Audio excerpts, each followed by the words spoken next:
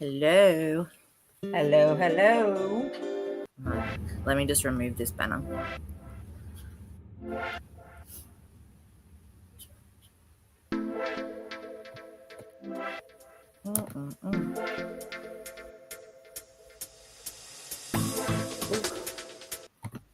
Perfect.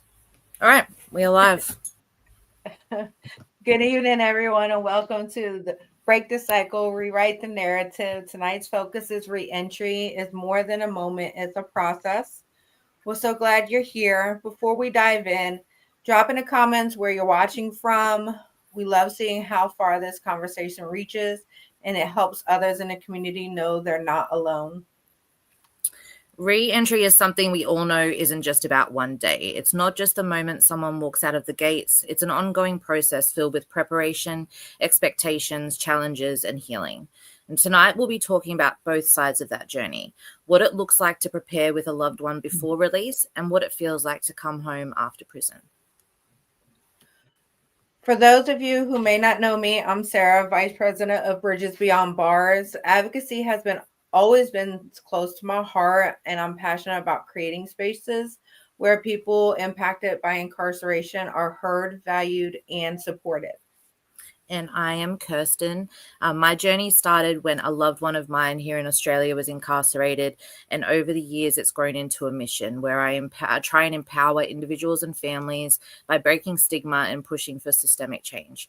Through our live events and community programs, we bring these conversations forward.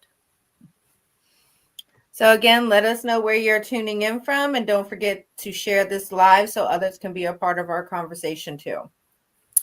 Tonight, we are joined by two amazing guests. So we have Megan, who is preparing for her loved one, Rob, to come home, and Grateful, who has been through re-entry himself and is here to share his lived experience. A little later in the live, we'll also hear a pre-recorded message from Rob about his current experiences with re-entry before release. Megan and Grateful, thank you both for being here. Could you each take a moment to introduce yourselves?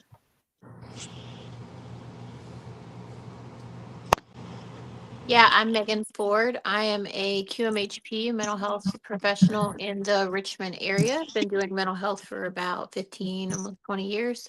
And I am the partner to Rob, who is currently incarcerated and is set to be coming home in about 90 days. We just kind of reached that under the 100-day mark, and we are currently in the process of planning everything that has to do with him coming home. And also the co-founder of Idea Incarceration Doesn't End Achievements. Hello. Greetings, everyone. I'm Grateful. So I'm not going to be silly, be serious. I did 13 and a half years. I got locked up in 2010. And I came home last year, March 5th, 2024. And since I've been home, I've helped with a couple of reentry initiatives, did a couple of things towards some bills. And I'm just an everyday guy that works and is, just here to share an experience.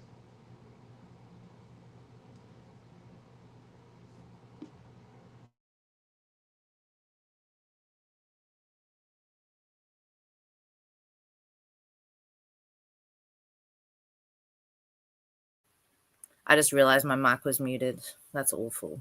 How unprofessional. So what I wanted to say before we get into the topics for tonight is obviously we have a lot of people in the comments engaging, which is great. A lot of people from the community and also not from the community that might be listening in tonight, just because this might be something of interest to them. I really want to make clear that these lives are meant to be a point of engagement and conversation. So we encourage questions. If we don't see your question, please ask it again or let us know that you've asked and we've missed it. If it's something that our guests don't want to answer, we will make that known as well. There are a couple of points that we don't really want to go into for tonight and trying to keep it on track. But please engage if you have questions. If you want to connect with either of our guests after the live, they are both more than welcome to have you do that if something is sensitive and you don't want to bring it up in the chat tonight. So please feel free. Don't have to wait until the end or till we call on you for questions. So let's kind of start at the beginning with just something that both of you can give different perspectives on. I'll start with you, Megan. Preparing for Rob's return, I guess, has probably meant a lot of checklists, conversations, and even talking about little habits that might carry over from his prison life. Can you share how you've been approaching things like his material needs, the expectations for that first week, or even preparing together for what life might look like when he comes home? You did.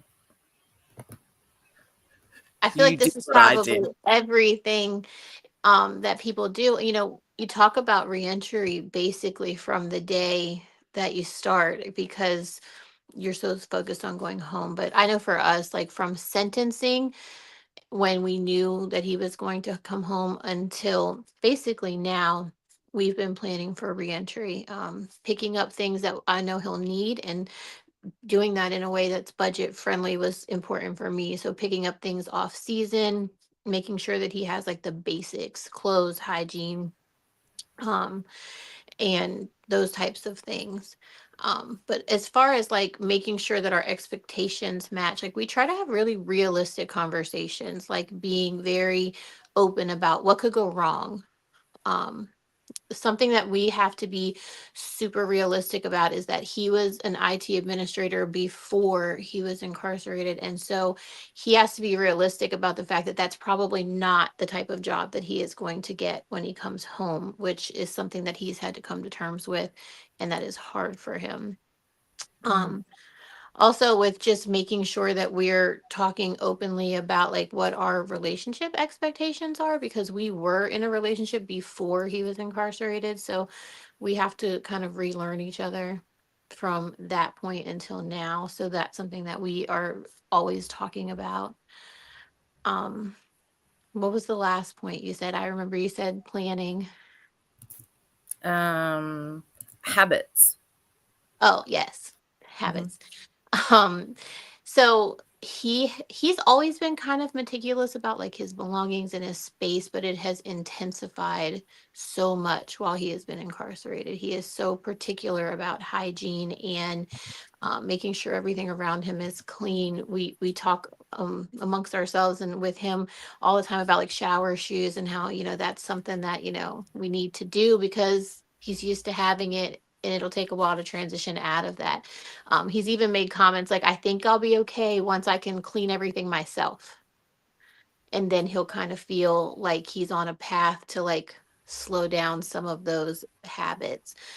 He's very time regiment, so I think that's going to be something that we have difficulty with it at some point, is just he's used to like everything being at a certain time. And so knowing that like everything might not happen exactly when you want it to, and knowing that everything's not going to be on your time schedule because the rest of the world is like running around doing a million things. Grateful, do you have anything to sort of add from your personal experience to any of the points that Megan touched on? So the once I clean everything myself is very real. That was kind of a thing for me. It wasn't even kind of a thing. It was a thing for me inside, right? So if I move to a different cell, I have to clean the whole cell from the front to the back at some point in order for me to even gain some type of sense of comfortability. Like if I moved in with somebody else. So I was kind of that way before I got locked up, meaning like whenever I would move to like a different place or whatever, I really have to go from the front to the back. So but once you do it, it's okay. Yeah, that's all I have to say about that. She said a couple other things, but we'll get into that later. But that is for me, that just that tickled my toes. Do you think, like, I guess a question for me would be, how do you navigate that in being around other people? Like, obviously, I assume, Grateful, that you live on your own, perhaps.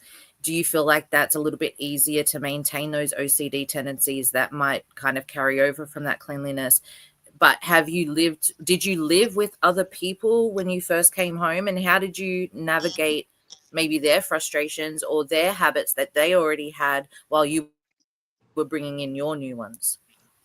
So yeah, so when I was released, I was staying with my friend and her wife, and so I had a room. I was fortunate to have my own room, and then I have my own bathroom. And so like I was okay with that because I mentally prepared myself prior to coming out. I knew what I was coming out into. So I knew the conditions of the situation, which were, I mean, they live very clean. So that was already like a plus for me. But there were a couple of times where like I would wash the dishes and, you know, my friend was like, listen, why you don't just do it this way, or why you don't just do it that way? And then she kind of learned to be like, you know what? You'll work your way through it. You know what I mean? So her having to have patience with me, and then me, you know, realizing that this is not my space. Like I don't, like they were living here before I came here, right? They'll be here after I leave because the goal was to get my own place. So there was some slight challenges there. The way that I wash clothes, vacuum the floor at certain times, you know what I mean? So because I wasn't used to having carpet, so obviously, right? And so yeah. It was, but we worked it out, and it worked out well. Now living by myself, oh my gosh, listen, I love it. I absolutely love it. But it's had its challenges. You know what I'm saying? Like it's had its challenges. Outside of that sense of freedom when it comes to cleaning up.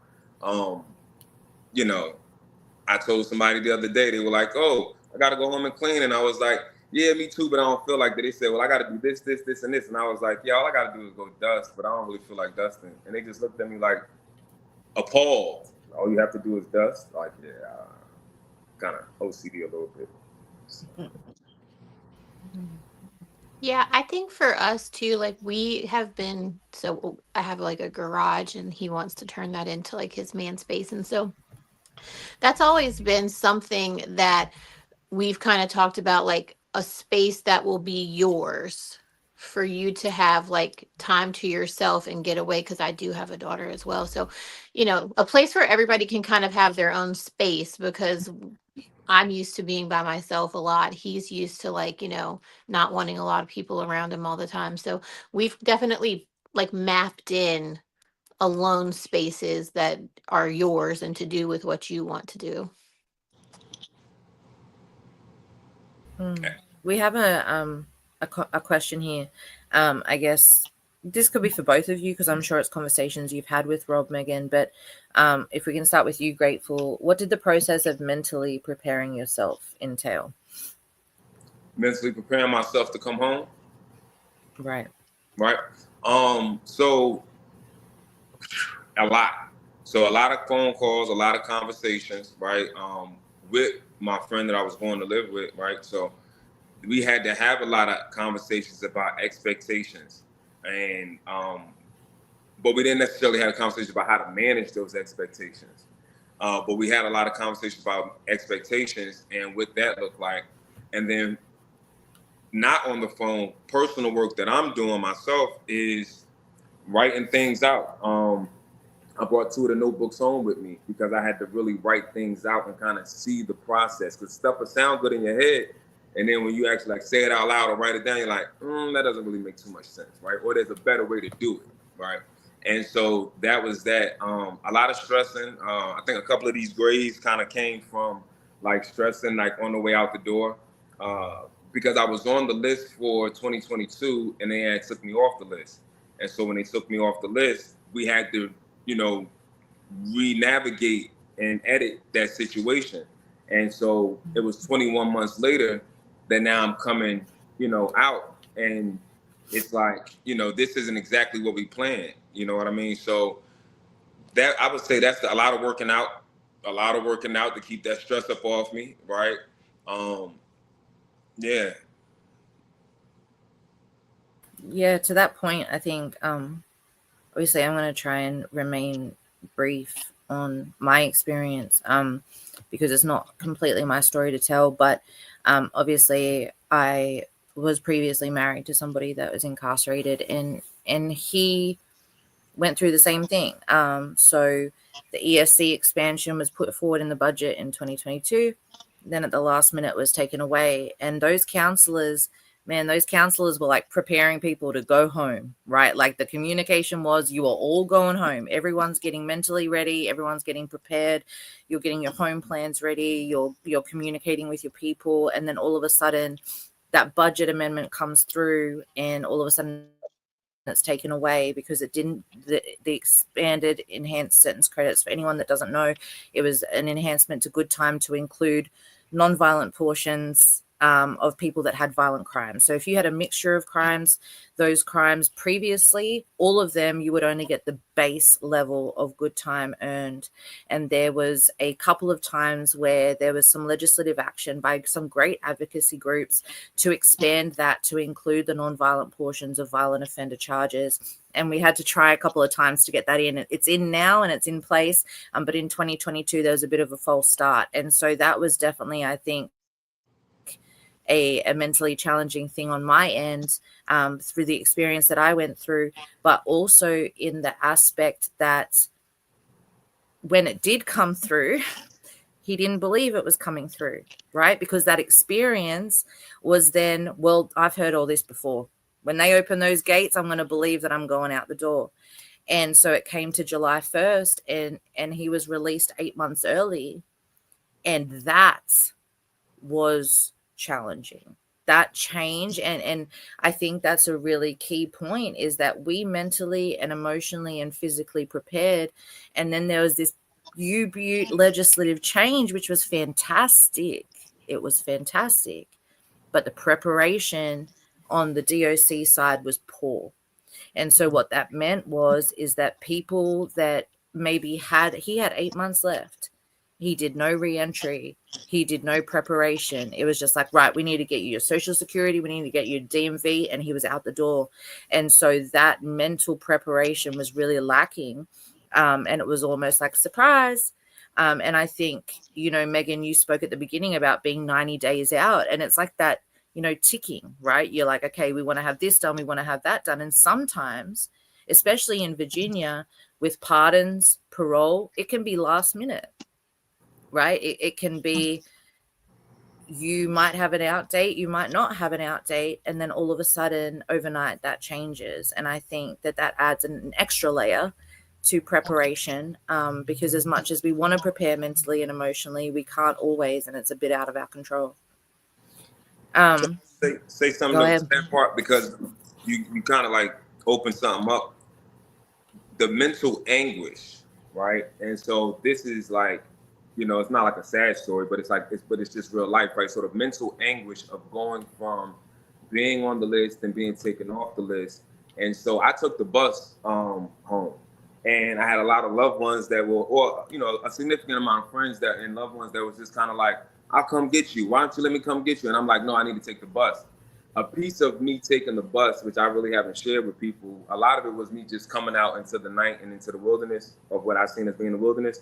But the other part of taking the bus was because I didn't want anybody else to even have to worry about going through anything with the DOC when it comes to me, because my date is set and I know that it's set. I'm not on the list no more. This is my date. But if that changes, I don't want anybody to come and be like waiting for me in the parking lot, and then I got to call them like, listen, things changed, because I just did that, right? And it was just it's too heartbreaking on both ends. So that right there, for people that have loved ones that are incarcerated, being able to understand that, right? If when they say like, listen, just let me do this part this way, sometimes that really there's a deeper meaning there. I hope I explained that like good. Yeah, absolutely. I think it's so challenging. Like, we talk about two people experiencing the same experience, but very differently, right? And so, Megan, for you, and then obviously I've walked this path, and Sarah, we'll kind of cut to you and where you're at in your journey in these conversations, because I think that's important as well. And there is a question that has come through that I would like to kind of throw over to you for that, because I think that that's really relevant. When we're expecting someone home and when you're coming home, and obviously I can't speak to that, right? Like, I've had many conversations, but I haven't lived it, so I can sympathize, but I haven't been in that position. But expecting someone home and going through those emotions and not being able to visibly see the frustration of, okay, well, I asked you yesterday how the DMV thing was going, grateful, and why haven't you got your driver's license yet? And that counselor doesn't want to do shit for you, right? that counselor doesn't want to do shit. And I'm on the phone to you being like, why haven't you got it yet? And you're like, shit, man, this is out of my control, right? And so we're all experiencing very different aspects of the same event. And that in itself, I think, is my point, is that can add another layer of frustration. So to your point of, I just wanted to leave on my own, it meant that what was already a very stressful situation didn't need to be compounded by someone sitting outside the prison waiting for 5 hours for them to send you out with your box. Exactly. Because you don't know if I'm lying, right? So like the scenario you just gave, you don't know if I'm lying. If I'm like, oh yeah, you don't, and lying in the sense of, because everybody doesn't take the initiative to help themselves as best they can when they're in that condition. I've watched it. Like, I'm looking around and mentoring guys, you know what I mean? So now they're talking to their, to their girlfriend or wife, whatever, right? And they're like, yeah, no, the counselor's not doing nothing. And it's true, counselors do lack, but they haven't even taken the steps to even get the help. They know that the counselor is like half-assing, right? And so then that, like you said, it compounds, because then it's like, oh, well, I tried, and they can't show you how they tried, and now you're frustrated. So it definitely compounds. Yeah, absolutely. Because to us out here, it just seems so easy. Yeah, just fill out the DMV paperwork, bro. Like, how hard is it? Just get it. Just take a getting my picture. license was lovely. Like, it took me 4 days, but it was lovely. And it only took me 4 days because what my condition was at the time. But I went down there, I had to pay fines. After I paid the fines, I ended up having to come back because I didn't have something else that they needed. So I went back the next day, but I was too late. Then went back the third day, and it was like, okay, great. Took the picture, and I can't remember exactly what happened, but it was BS, basically. And so I went back on a Friday, and I paid the money. I got everything else that I needed. And when they gave me that license, I walked out of there, and I was like, I was hopping on I was getting in an Uber, but I didn't have my car yet, but I had that paper, and it was great. But you were also in control of that situation, and that's very different. Yes. Yeah. You were doing all of that. So I just want to bring up Teresa's comment here and kind of open this up to your experience, Sarah, and you can share as much or as little, that with regards to your circumstances. Teresa's asked, how should I approach my brother who is currently incarcerated by staying positive and helping him trust the process of bringing him home? And what do those conversations look like when perhaps we're not 100 days out? I mean, I'm not going to lie. Those are really hard conversations, to have, because how do you give someone hope when you're losing hope yourself? Right. And so that's what you really have to ask yourself, for me, it's being, it's always being strong for somebody else, right? It's always putting their needs before your own, and reassuring them that, the best way I can explain it is just based off of my experience with my husband. It's reassuring him that of everything that he has to fight for to come home to. You're not just fighting for your freedom. You're fighting for an entire life. You're fighting for your life, your livelihood. Now, you have a choice. You can either fight for the life you want in prison, or you can fight for the life you want outside of prison, and that taste of freedom again. So you have to have hard conversations. It's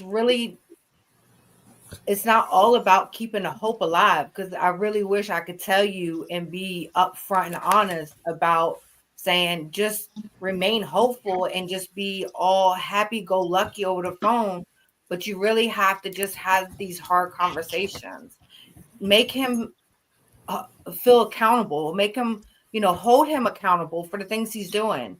If he's talking to you about getting into something or doing something or starting a new job or wanting to, possibly start a business when he comes home, talk to him about it, engage in it, because that's where that light is shining through for him. Talk about the things that, like, hey, when you come home, we could do this. I talk to my husband about things like he's coming home tomorrow. That's where that hope is. Because I'm like, you're coming home. It's a matter of when, not if. Yes. So if they release you tomorrow, this is what we got going on. This is what we're going to do. Yeah. So it's having those real conversations. I mean, we could sit here and say, I love you and I miss you and I can't wait for you to come home. But that's not really giving no hope. That's not giving no light. It's just reassuring them that you're there for me. And that's the only way I could put it is just be real. Talk about it as if you're coming home, if he's coming home tomorrow. Paul Taylor says, don't get ready, stay ready, right? Right. Yeah. Right. I mean, that's what you got to do. Like I say, you talk about it like they're coming home tomorrow, regardless if they got 10 years from now, 15 years from now. You prepare all the way up until then.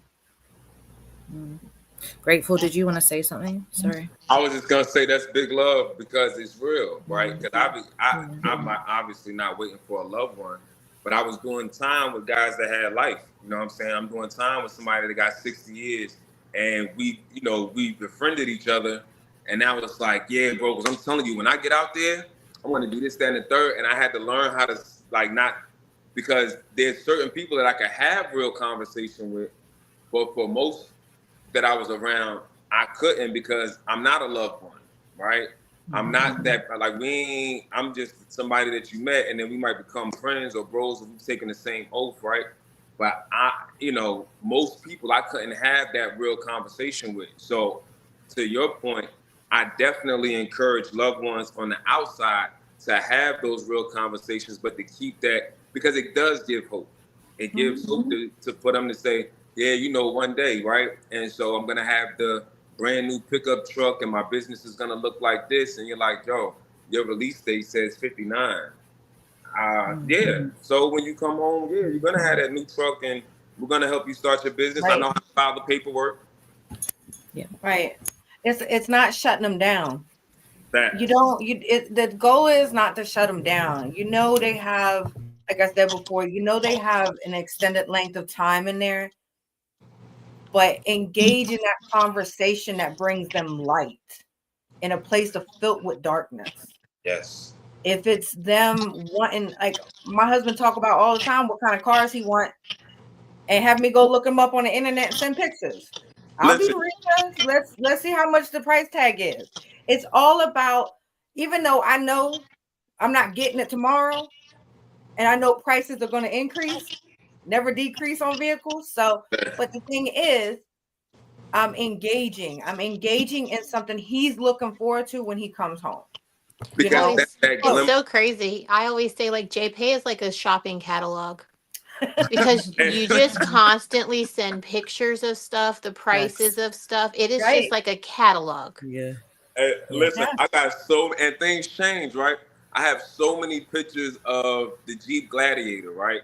And my friends, shout out to all the people that supported me while I was inside, because I have pictures that I still look at now and I'm like, why did I even ask them to send this? Like, I know I had to ask for them to send this, right? But I was so in love with the Jeep Gladiator. And then when I got out here and I was like, oh, that's not a pickup truck for real. I can't make no money with that, right? It's just an off-roading vehicle. So I was infatuated with this truck. When I actually seen it in person, I was like, fuck out of here. You know what I mean? Yeah, so, you're like, JPay didn't show it in 4D. Jeez. Like, I get but you. Think about the money though, right? So I say that though because you all are loved ones, right? And then everybody that's listening, because the money that goes into those stamps and things like that, it is not a waste of time nor a waste of money. It really is something that gives people hope to make it just to the next day. And then when those times get dark and we're thinking about making a positive decision versus a negative decision, like, do I want to go and get this tattoo, or do I want to go, just sit on my bunk and play it safe? I'm going to look through my tablet and say, you know what? Somebody loves me enough. Look at this Dodge Gladiator. Yes. I think that's so true. And Sarah, you brought up something, and I'm mindful of spending too long on this section because we do sort of have some areas to cross into, but this is really valuable. And I think it's very helpful based on the comments that are coming through. But I saw some little smiles from Megan and Grateful, because I know in private, you and I have both independently had conversations that mirrored exactly what Sarah was just talking about. And I just want to touch on them. Grateful and I just had a conversation, an extensive conversation yesterday about some things that I was experiencing as an advocate, going to him as a returned citizen to get his sort of opinion on some things that I was frustrated with. And you spoke on getting really good at being in prison or focusing on being home. And those are exactly the words that Grateful and I used when I was talking yesterday. So I think this is important to bring up. When you start to shoot down those ideas, even though they might be grandiose and they might be really unbelievable and you know that they're unobtainable, you start to push them into a space where they start to be really good at prison, because you're making it sound like what's out here is never obtainable. And I think that's the key. Sometimes we might roll our eyes and go, man, like we just had a gentleman come home today. Yay. And he asked me about a month ago, he was like, listen, I want you to send me a picture of this Dodge Charger this year, and I want you to send me a photo of a beachfront mansion. I was like, okay, all right, well, I'll do that. But like sometimes I think that sometimes as loved ones, we can think, why the fuck do you want that? Right. Like, we're not going to have a beachfront mansion, bro. Like, it's gold, man. That's gold. But it's that manifestation, right? So it really is that, because to be able to sit on the bunk, right? And so we talked about going home, and I know we're about to move on, but like to be able to block everything out and lay there, and now that picture that I've looked at for 5 hours, I see it without even looking at it. And that charger is sitting outside, and I have whatever else that I want to go along with it. And that just peace might keep me from punching somebody in the face or getting punched in the face, right? Because I can go and be disrespectful or rude to somebody else, not even intentionally, and then you know what I mean? So it helps. It helps. Yeah. Yeah. And Megan, the thing about that Sarah brought up about businesses, do you want to touch on that? Like your business conversations? Yeah, I was going to say, like, that's been like a huge driving factor for at least, well, I mean, all the way back from when he was in the jail. Like, we talked about him wanting to do a YouTube, like, porch talk. So, because our thing has always been like, we sit on the porch, we sit on rocking chairs, and we just like, talk shit. And we've always done that with Chelsea too. And so he's like, man, we should really do like a podcast of this, because I think people would think it's funny. And so we always talked about that, but then it like manifested into something bigger. And then we started talking about idea, and we started to get the hoodies together, and we didn't have visitation at that time either. So, it was a lot of phone calls and JPays and sending pictures and trying to like get the hoodie to be exactly what was in his brain, that he could only speak to me. And I would have to like try and like put it into something that, he could visually see. But it is very driving for him. It's actually also very difficult too, though, because it's so hard to explain social media over the phone. Even though he is tech savvy, but like there's just things that weren't happening before COVID that are happening now that he's just not accustomed to. So actually like being able to like explain what we're doing can be a little bit frustrating sometimes. Now that we do have visits and we can be in person and I can talk with my hands over and over and over again, it's a little bit better. But it's motivating for him, because that was always our goal, was like the year before he came home, we were going to start setting this up so that it would build all year long until he came home. And then he could kind of take it over and like run with some of his ideas with it, because we've already kind of built it up a little bit for him. So it gives him a purpose. Yeah. Sarah, were you going to say something before we move on? No, I was just gonna, speak to the point, just add on to, that vision of the pictures. Like my husband always tells me the one thing that kept him sane is, even though he was inside doing time, he's never lived inside. His mind is always outside those walls. He's always envisioning and planning for his future, even though he's been in since he was 17, and going on 30 years. So that's the way he's kept himself sane and not really conforming to being so institutionalized or state struck. So it really does, when I first met him, and he used to always ask me Send me pictures of this. Hey, I seen this coat in this catalog. It's called da da da da da. Can you go look it up and send me a couple pictures? Like, why you want to look at a coat? You know what I mean? To me, it's not logical because I'm like, we at that time we didn't even have parole, for him. So I'm like, what do you need this for? But not wanting to ask him out loud. Yeah. I didn't want to shut down his dreams, and then I'll send him a picture and be like, oh damn, I look sweet in that. That's my flavor. And I'm like, okay, and then I can hear the excitement. So Okay. you're right. It's little things like that, talking like Megan, talking about the business, or Grateful talking about your plans when you want to come home with the people that are supporting you, and them having your back to support in support of you is what matters the most. That's what keeps the hope alive with them, no matter what fight they're facing. And something that we do, and I think this is probably super common, is we talk about the news a lot and like current events and stuff, because they watch the news all the time. And then I'm like a news person too, and I listen to the news all day. So we talk about the news and current events and like what's going on pretty much daily. Like, so he definitely feels like a lot of the connection of what's going on in the world through those types of conversations, like just current events and things. Yeah. Yep. I used to really, we have children, and I would heavily put a lot of, I wouldn't say responsibility, but responsibility, like involve him, and kind of be like, okay, this has been coming up for me, and I'm really struggling with this. Can you help me? And kind of involve him in being part of big decisions. These are some ideas that Tyler's given me for Christmas, and I'll send them in a JPEG and go, okay, what do you think? And let him see and let him pick and let him see prices and what they look like, and do it the best you can to kind of, obviously we're very restricted, but like you're saying, Megan, there are things that we can do that allow them to feel like, this isn't, there is a life that's going on. Where you live is not your life. It's just where you live right now. And so I think that comes down to both sides. It definitely I does. just want to, because this question is pertinent to what we're talking about now before we kind of move on to post-release. So Joe Laporte, I'm sorry if I have butchered that. My accent is awful.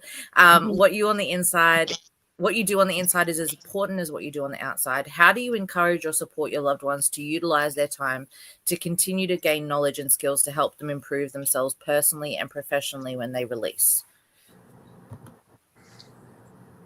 I can say for me personally, something that he has requested and that we have done throughout is because he is an IT administrator, he has asked for workbooks consistently to stay up to date on like how to get his certifications up to date when he gets out. So he does those workbooks pretty consistently. He also consistently asks for self-help books. And so those have been really big for him too. Yeah, I would have to say the same. Like, my husband is big on real estate, so anything that is real estate related, whether it be learning the real estate laws and curriculum, like if he were to be able to become a realtor, which we know he's not, but just to know that, have that knowledge, buying and flipping, anything about buying land, homestead information, self reflection books, languages. He's big on learning languages. So anything that he can do to purchase a language curriculum off of JPay, he's going to do it. So it's a lot of things that they're interested in. You just support them as much as you can. Yeah. And when financially, when it was feasible and when he was in the jail, I always made sure he had the newspaper being delivered. And then magazines and things so that you could see like current events in like different types of magazines that you could buy. Right. That would come pretty regularly, like Time magazine and stuff like that. So there was like something new all the time. Right.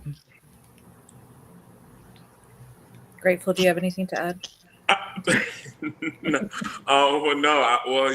So all I can say is that it really does help. I've had a couple of loved ones definitely sending me books. I've watched guys learn other languages, like she was just saying. I tried Spanish, poquito español. It just didn't work out all the way, but I'm working on it again. But yeah, it helps. The magazines, GQ magazines, I've had some GQ subscriptions.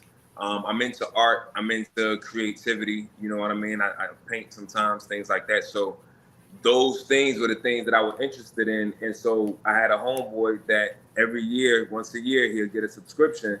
And that was his way of letting me know, like, look, bro, I'm not going to write you. Like, I'm not going to really pick up the phone unless you really need me. I'm going to get you this 1 year subscription for this magazine. And every time it come in the mail, once a month, you know, I'm thinking about you. And that's what they had to give. And so there's the thought process of these things that you help individuals that are incarcerated with.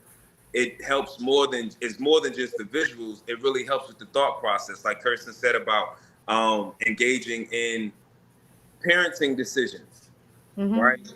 He wants this, he wants that. What do you think about this? Because now having to think about somebody outside of myself, man, when I come home, I want this, I want this, I want to do. Well, damn, but okay, so I got to think about the kid too.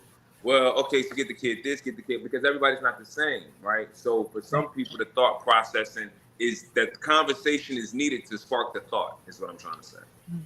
Yep. I agree. And include them as much as that you can. Like Kirsten said, and like you just iterated on parenting, I did the same thing.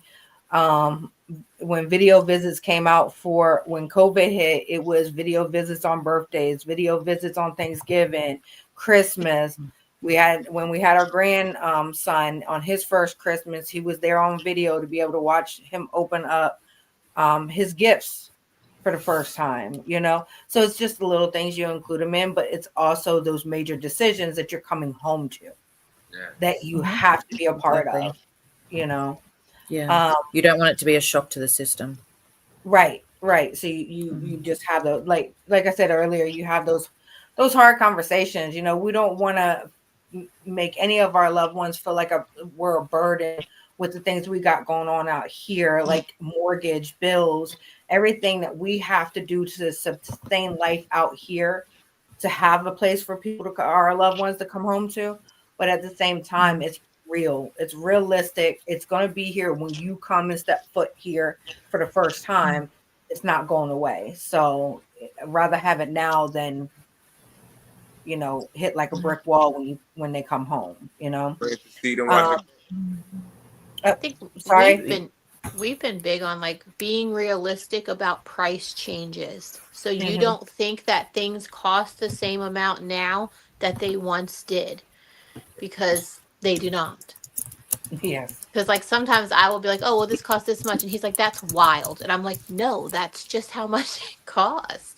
So like being realistic, like your money may not stretch the way that you thought it used to. Right. All right. Can I just cut in before we go across to the next segment? Because I'm just mindful of time. So everyone that kind of RSVP'd, and we made a big deal about it, we are going to be giving away an Amazon gift card tonight, and one of our guests is going to be choosing that winner. So what I'm going to do is I'm going to ask everyone now, please share out the live with people that you know may be interested or may have RSVP'd and maybe they haven't popped in yet. Maybe they're still getting home from work and so on and so forth, because the person that we do choose does need to be present in the live to collect. So we can't be like, oh yeah, they're no. You've got to be in the comments. So after we speak about this specific topic, we will sort of go back and draw that. So you guys have a little bit of time. Sorry, Sarah, did you want to? No, you're fine. Well, I do want to thank you, Megan, and grateful for that feedback. Now, before we move into our next theme, we want to hear directly from Rob. So let's play his recording. Perfect. So we're going to play a pre-recorded interview from Rob inside of prison now.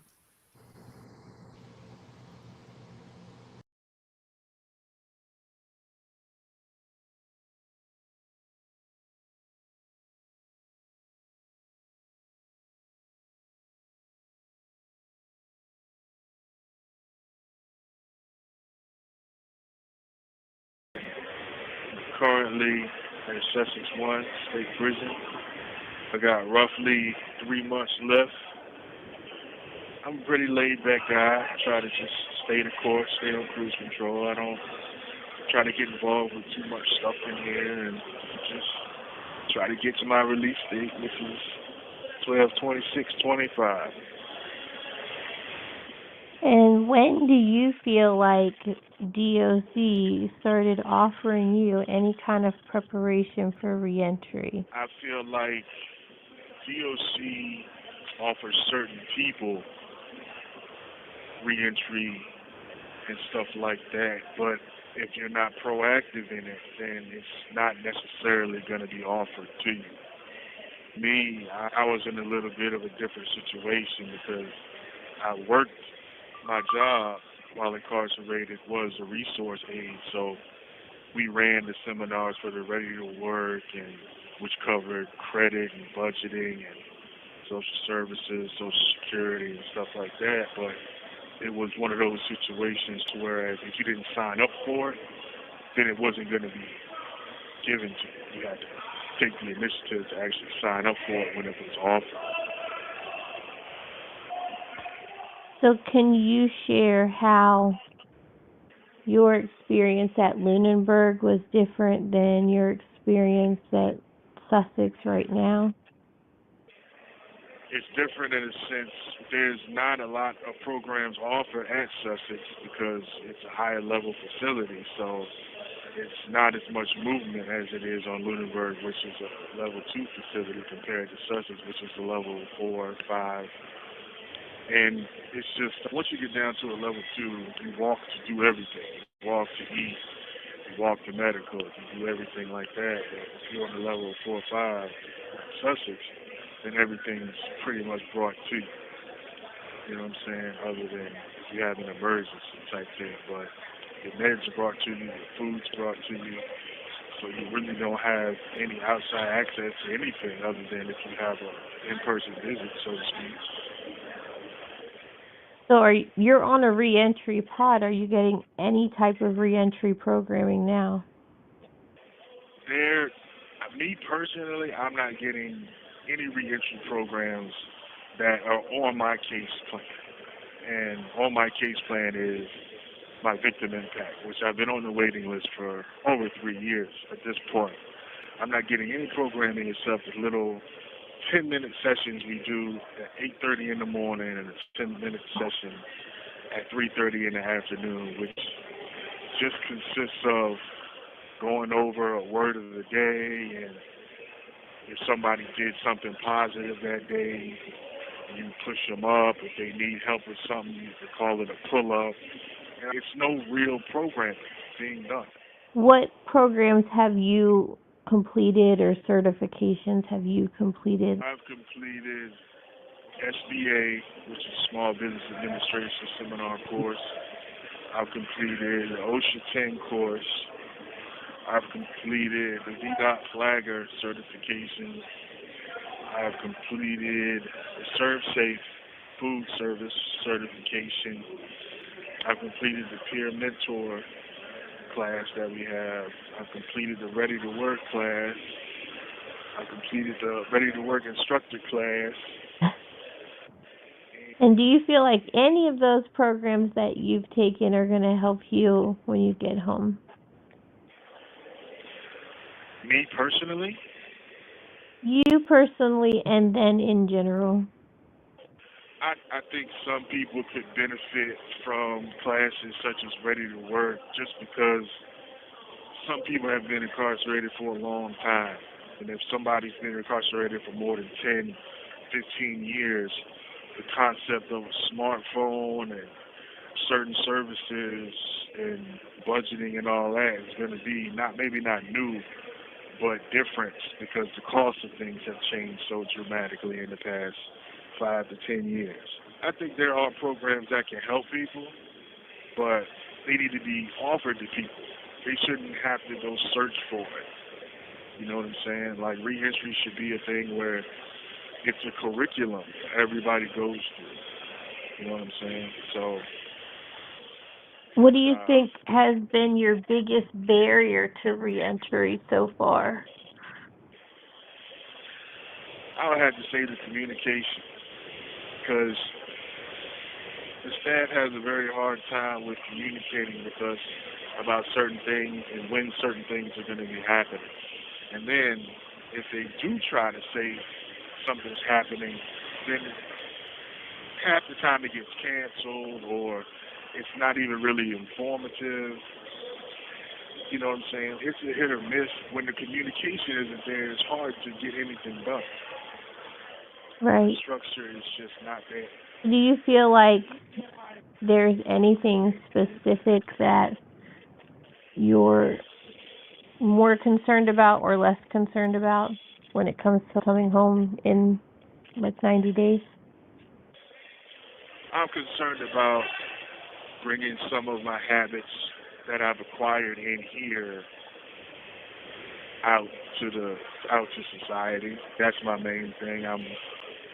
There are things that have gotten better while I've been in here. That I work out, and I take a shower, and I call my lady, and then I get locked down for lunch and all that, and then in the afternoon, depending on scheduling and all that, watch a little TV, then I get off lock, talk to my lady, and I really just try to call myself being on cruise control. Because in here, personally, it's not the time that's the hard part. It's the people that you're around that make the situation more difficult. And you have to exercise a lot of patience. These are just situations that when you get out in public, you'll have people that are getting on your nerves, yelling, this, that, and the third, just doing stuff that annoys you in general. I think it's just preparation for going out in public. And as a co-founder for IDEA, Incarceration Doesn't End Achievements, is there anything that you specifically, maybe one thing, want to work on to help people coming back in with reentry? I would say I'm trying to get the message out to whereas people are going to look at you a certain type of way, and everybody's different. Some people might be scared of you. Some people might not want to give you a shot with a job. Some people might just frown upon you because of the stigma of being a felon. But it's not over with. Like, this stuff right here, it was for a reason. And if you made it out, if you made it through this, then you are, I would say, 90% mentally stronger than everybody on the street already, because this place causes trauma whether you know it or not. I feel like if you've been incarcerated for over 5-10 years, that you can't help but to take some of this trauma that you've seen or been through and, out there with you, that you might not even know that you have. You just got to know that other people are going to think what they want to think. You're the only one that can stop yourself from doing something. So using some of the skills that you practiced in there with being patient and having restraint and continuing to use that. That patience thing is a big thing with me, because I'm still working on it, but I think that I've grown to another level with my patience than I was prior to my incarceration. But I also need to, things that go with that. It was pointed out to me that certain things I might have grown in my patience with, but certain things I'm still critical of. There are areas of improvement all around the board. Thank you. We appreciate you. You're welcome.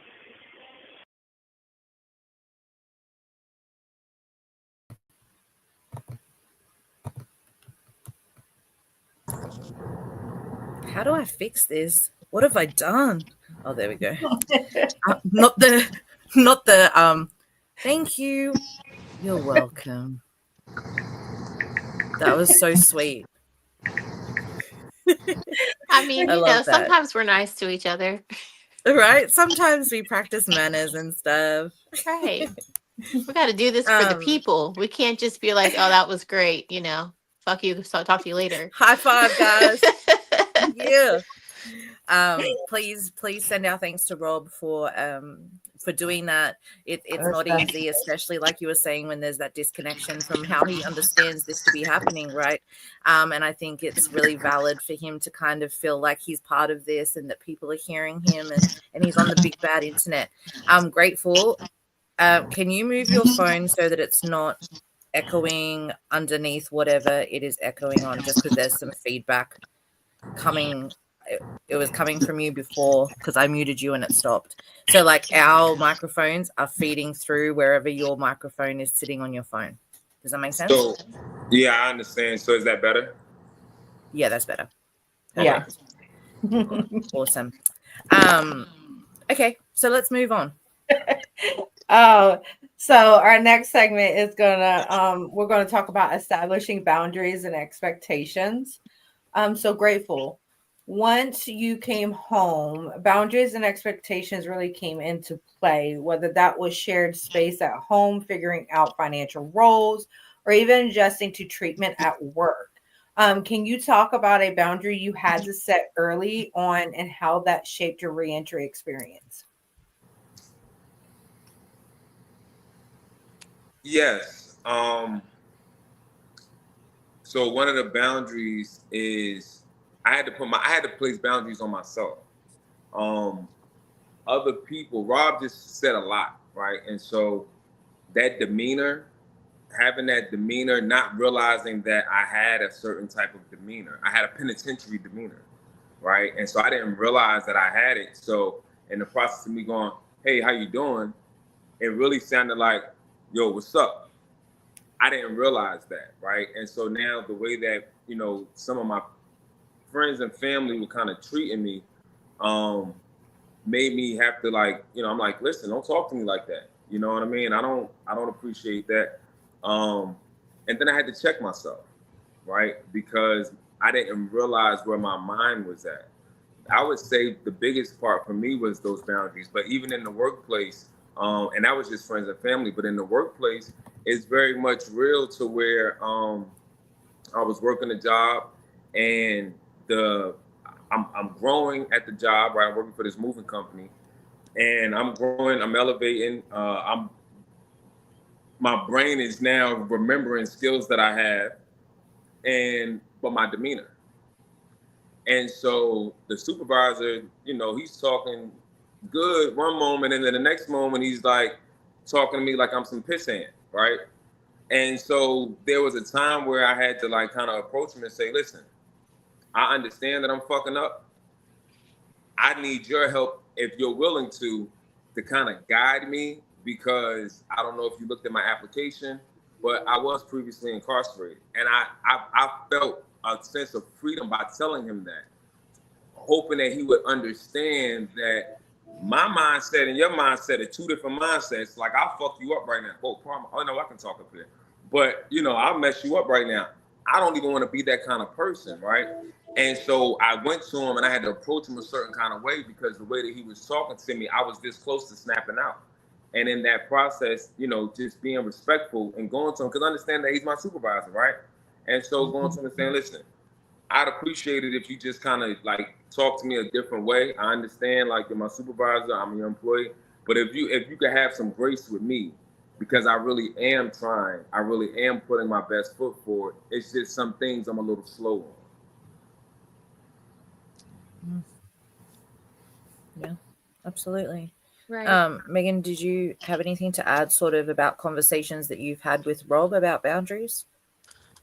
So yeah, we've had to set a lot of boundaries, and I don't like to tell too much of his side of things because I'm not him, but I can tell some things just from both of our perspectives. So I always am very clear that and we actually had this conversation today, our relationship was not perfect before this happened, right? So there was always things to work on.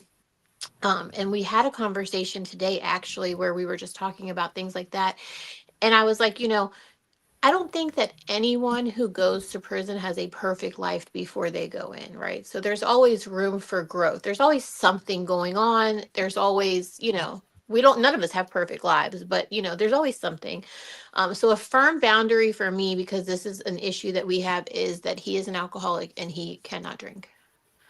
So that is a firm boundary. Like we will not revisit that. And that's something that he has to work on in himself.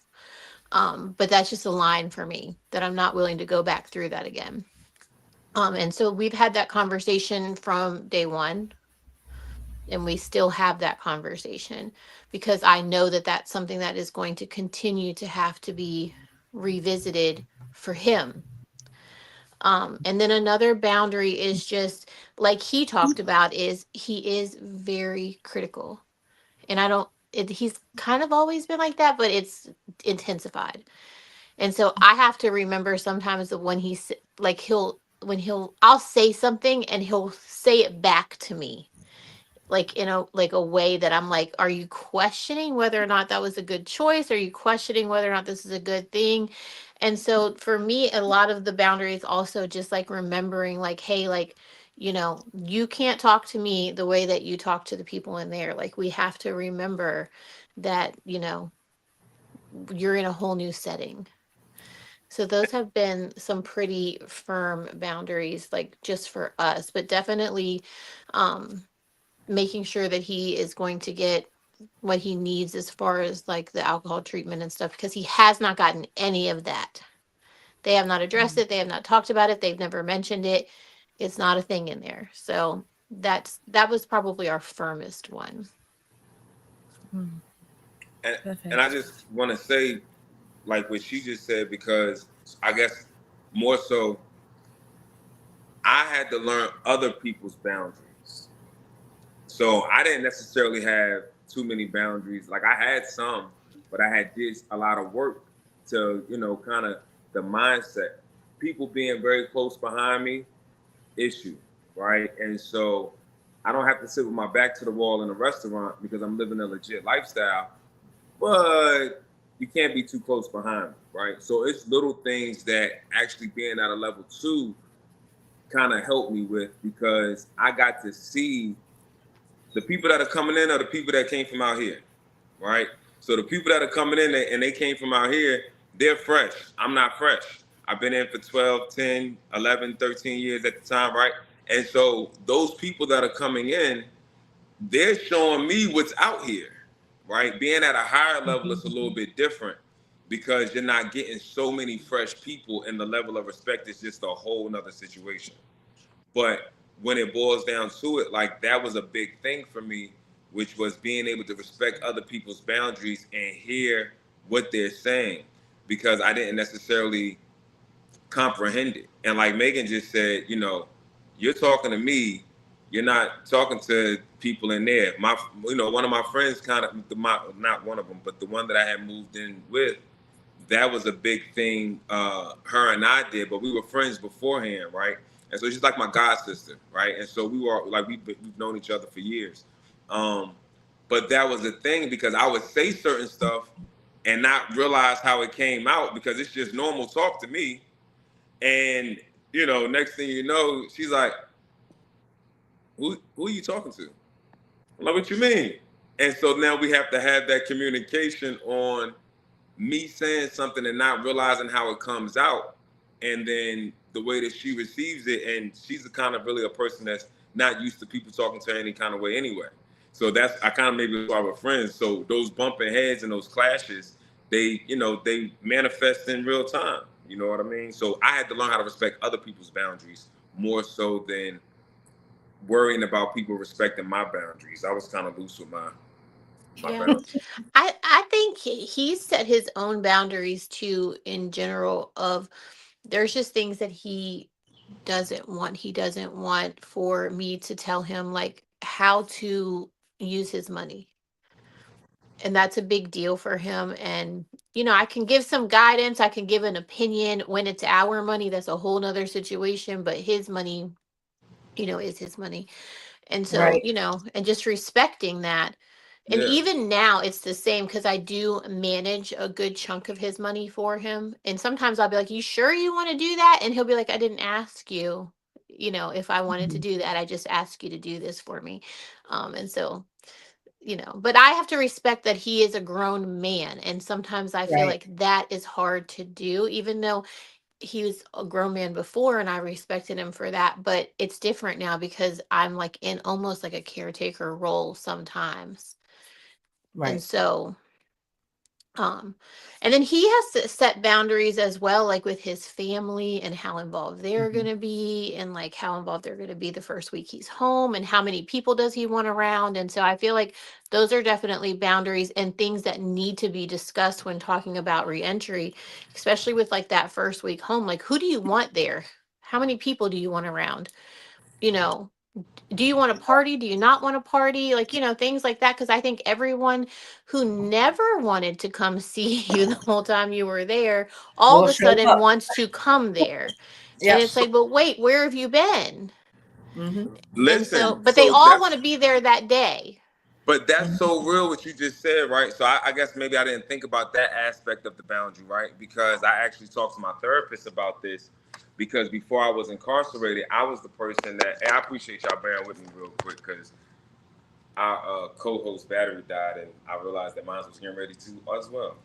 Man, y'all Um, are not prepared. Come I on. charged it up. I was on the Zoom before I got. You know what? No Sheesh. excuses. No excuses. So it's on me. It's on me. But that was really a thing, right? Um, because I was the person that would go to cousins and aunts, and I'm going to visit my brothers. I'm like, I was the guy that the family member or the friend that reached out, right? And I'm the one that goes to places.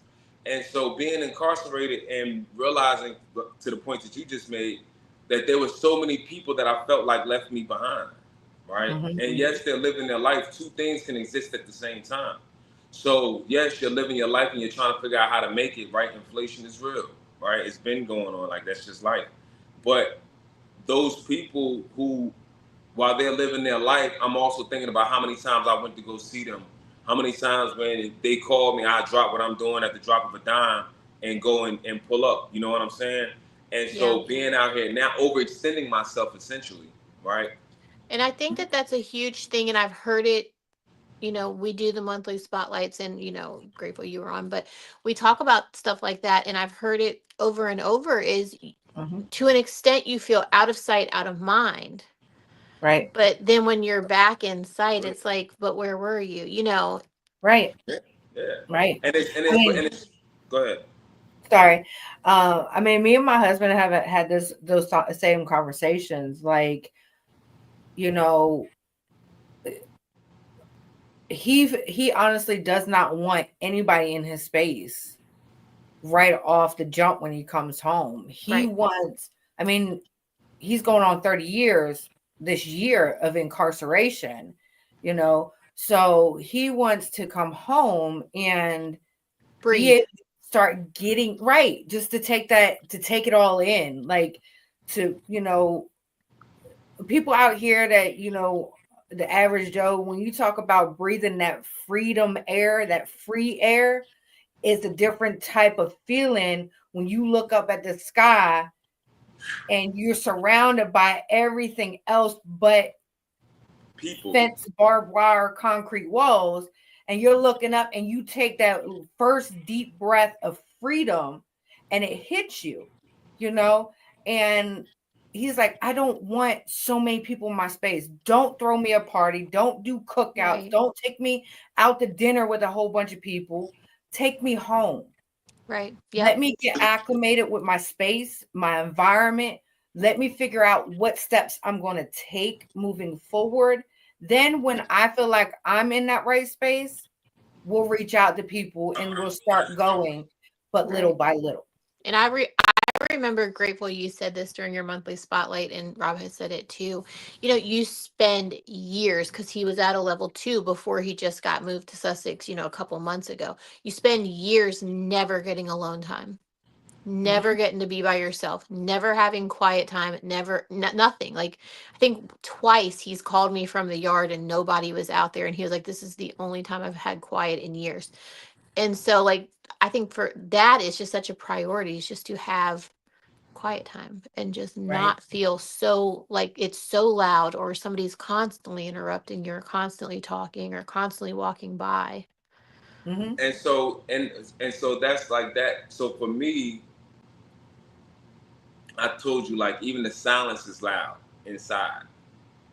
And so what happened is when I out here, I moved. When I came out here, we were in the Brandon Mill area. So it's a very nice area, very nice subdivision. You know, it's and so it's quiet. You know, nice townhomes, things like this. I remember having a multitude of feelings of not belonging, and so in order for me to get into my zone, I needed some noise. And I'm a music head anyway, but I would go on walks and I had the headphones on, right? But I'm realizing that I'm a little slower than what I anticipated being. And so then I had to quiet the noise. I was walking one day and I was walking like a 2-mile hike, 3-mile hike. And it was like, you know, my inner self was saying, listen, quiet the noise. And so I quieted the noise. I turned the music off and I just listened to nature. The very thing that I prayed for, right? The very thing that I asked Allah to give me so many days, right? I was tuning it out because it didn't feel right. And so when I quieted the noise, as she said, I looked up at the sky and the beauty of it was like, not just the stars, because that was really like, you know, it's magnificent, but it was the fact that there's nobody around me and it's 10:30 at night and I'm looking at this plane fly overhead, right? Or I'm looking at I stood outside in the rain one day, right? It was rain. It wasn't raining heavy, but it was raining. And I stood in the rain just to feel the rain on my skin, right? And so I remember like probably 2 minutes in, I was like, oh my God, these people gonna call the cops on me. I know I look like a weirdo. Right? And then I was like, no, nobody cares about, they don't even see you. Like, nobody cares about you, right? And so calming those thoughts down, quieting that noise, it's very important.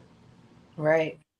And letting us have our space. Oh, let me add that for the guys that are coming home and have been home. So to your loved ones, right? To you two right here, and anybody that's listening, sometimes you just got to give us our space. Just let me stand in the rain, right? I'll go in and take a shower. I don't have to wait.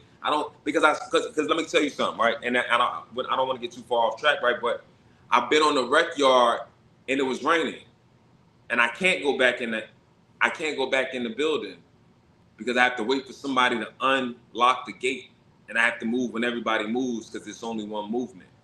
Right. So the pleasure, the beauty that was bestowed upon me to be able to stand in the rain for 5 minutes, 10 minutes. I don't care nothing about getting sick.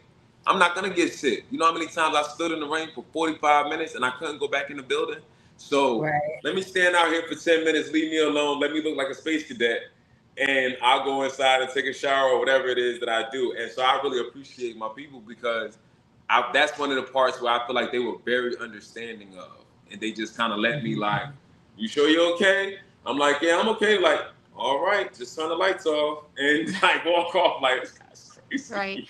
Right. Let you stand around and do weird things and eat all of the food that you want to and just not bother you. Strawberry cream Twinkie, like who, like deep fried? What are you talking about? Deep fried? We're not gonna get off track, right? But like, right. I just want to speak on this before we move on to the next thing, which you said, grateful about giving your loved ones their own space. Like it's true because it's something me and my husband talk about. I'm like, I know you're gonna need and want your own space because you're surrounded by so many people all the time, 90 to 100 guys all day, every day.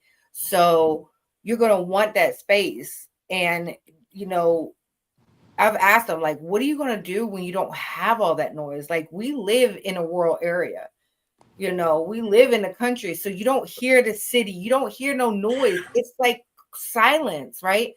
So he's like, I'm just going to take it all in. I've been around so much noise for so long. Like, I can't wait for that silence where I don't hear anything.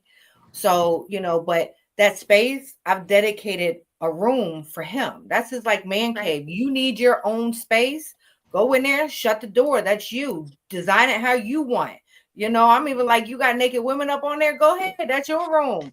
Like that is your space. Do what you want. You want, cars, maps, whatever you want. You want your office in there. Design it how you want. Like that's one room I have not touched or decorate it because that's his, and it's going to be a clean slate for him. And it's important to that people, our loved ones coming home, know that they have the ability to step aside and just take that moment to themselves. Yeah. And their I own think it's self. also important too for people to know, like, if you are someone's loved one, it's okay to say that you need space, because Yeah. I've said I am used to being alone. I am not used to someone being in my space. It's been, years now. Mhm. I mean, I have my daughter, but she doesn't want to deal with me half the time. But you know, I'm used to not having someone share Right. my space, you know, have their things in my space, touching my things, so it's okay for both parties to feel that way, because that's an adjustment to then have someone around you all the time Huge on adjustment. both And I'm gonna tell you sides. another adjustment, like because where we lived at, it was it was a 2-story townhouse. And so her and her wife, if they're if one's upstairs, one's downstairs, they'll text each other, right? They have their line of communication that works for them. So my friend thought that, my god sister, she thought that that would work for me. And so she texted me and we had this conversation. She was like, yo, I thought that this would work for you because it's kind of like JPEG. And I'm like, no, this is completely weird for me because we're in the same house. Why are we texting each other? Right? But out here, that's a freaking norm. Right? So I had to adjust to that, because then I overstepped that bound a couple of times. It was like, hey, look, what's up? Come on, let's. And she was like, listen, bro, right now, I'm in my space. I'm like, yeah, I know. Like, we're in the same space. She's like, no. I'm in my space inside of this environment, meaning the house, right? And so she's like, I'm in my space inside of this environment. I need you to respect that. And I'm like, okay. And it was such a hard thing. I remember going for a walk about it because it was like a process, right? And so those are things that I encourage loved ones to, like you just said, to establish those boundaries, and also Right. please have some grace and compassion with us, because Right. we might Well, not understand what that it's not looks rejection, like. right? And it feels like, I'm glad It's not rejection. It's just, hey, like, I'm not used to you being here. I'm used to being 20 minutes at a time, and then I'm doing my own thing. So you Right. kind of have to get used to that. Grateful, you have Yes. a question here. Yeah, you do. Can you see it, Grateful? It says, How important is Grateful. it? How important is making sure your boundaries align with your core beliefs and core values? How would that help people who are about to be released? So boundaries and core beliefs. It's very important. Extremely important, because there are certain things. Like, so when I came home, I was very much a devout Muslim. And I say that for a reason. So there's things that I don't eat.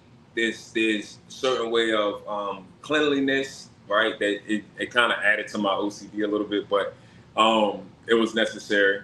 And so there's certain things that I practice inside of there. So if I can manage it in there, then it was essential. I mean, it should have been a piece of cake for me to manage it out here. Moving with integrity is the biggest part, right, of my core beliefs, right? Moving with integrity and those boundaries. So feeling like I'm trustworthy, right? Because I live a trustworthy lifestyle. And so establishing the boundaries on certain things not being said to me because it does, it's not what I believe at the center of me, right? Doing certain things, not what I believe at the center. I'm not perfect, you know what I'm saying? Like, I'm just, I'm not perfect. But it's very important for people coming out to be able to be realistic about, because I had some false realities inside of what I thought, or it's not even what I thought. Those were my core beliefs at that time. I was having a conversation with somebody, I've had it twice this week actually, where it's okay to shift if that's what's going on with your life. If that's what aligns with your energy, and if that's what aligns with your being, to make a shift, in your belief system, right? And I'm not talking from a religious standpoint. I'm talking about just everyday being a human being and being a man. Like I'm 40 years old, right? I'm a 40-year-old man. And so there's things that people are expecting of me as a 40-year-old man to have in place already, because I should have went through this in my 30s. I should have went through this in my 20s. There's levels of arrested development that I didn't realize that I had, right? And I was like, no, I've been growing and I've been doing this and I've been doing that and I've been doing this. And sitting and talking with a therapist, right? Because now we're talking to, like, and that's why I said not religion, like we're talking about everyday real life scenarios, and we're talking about having boundaries in place that align with core beliefs, right? That was his question. Right. And so that's where it falls into, right? And I've talked to my therapist about these things, about being able to make that shift. Because just because I believed in this thing yesterday doesn't mean that I believe in it today, because information changes the situation. And so now I'm okay with some of the joking and some of the banter that goes on, right? You couldn't call me like nobody, I don't like, it's not normal for me to be called a bitch ass motherfucker or something like this, right? Pardon my language, right? But it's not normal for me to be talked to in that manner, right? Unless it's like, not even jokingly. My sense of humor left. I did 13 and a half years. I was at a 3.4 at one time, and then I was at a 2.3. And over that course of time, my sense of humor left. I now want to be a happy, jovial kind of guy, right? And inside, some people said that I was a friendly guy, right? Or a happy, jovial guy, but that doesn't translate out here because of the demeanor and the shell and the guard that I had up. And so I don't want people to see me in a certain light. I don't want to be a person that is the aggressor in a conversation or a situation. That's a core belief that I have, is that I'm very much a being of light, and that I bring hope to people that I interact with. You're going to gain something if we have real conversation. So, you know, I don't know if there's more that you would like to add, but that's what I have for that. No, that was perfect. That was perfect. Now, before we actually go into the next theme of things, we have something fun. As Kirsten mentioned earlier, we're going to go ahead and announce our Amazon gift card winner. So our winner tonight is Raylyn. Raylyn, if you are still here in the live, please comment in the chat that you are here. Ray, where you at, Raylyn? Oh, it says Raylyn is watching. Where you at, Ray? You gotta say something. Yes, comment, Ray. That's Chelsea. Raylyn. Yeah, somebody better message her. Hey, look. Oh, you know what? Maybe she had to take a bathroom break, you know?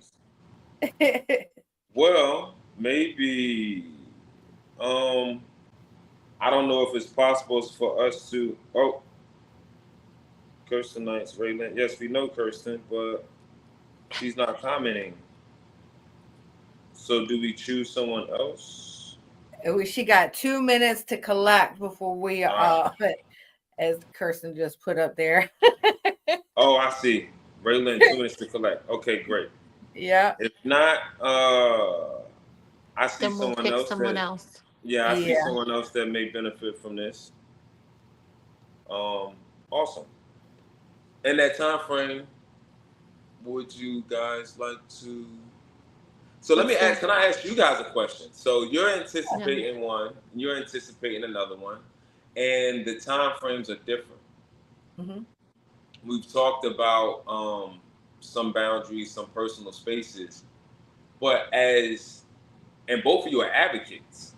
So as advocates with loved ones who are incarcerated, what would be one of the biggest challenges that you all have? Maybe not one of, but I say one of, right? So you don't have to get too personal, but be personal. What are some of the biggest challenges that each one of you faces with being in the position of advocating, not just for your loved one, but knowing that you're advocating for a person like myself that you don't even know? It would be, for me, time. balancing my time and making sure I take the time out to do self-care and self-love because it's important as an advocate and as somebody who has somebody on the inside that I fight for constantly and multiple other loved ones. Just because my husband's inside, the people I advocate for are just as much as my family as my husband is, because that's you fight for the people you love, even people you don't know, right? So trying to balance out like a cutoff. Like I'll work my regular job, get off at 4:30 and go from one side of the office to the next computer and log into my computer and start working again for the advocacy of others. So it's really finding that balance to do my self-care and take care of me, because I'm also a mother. I'm also an OMI.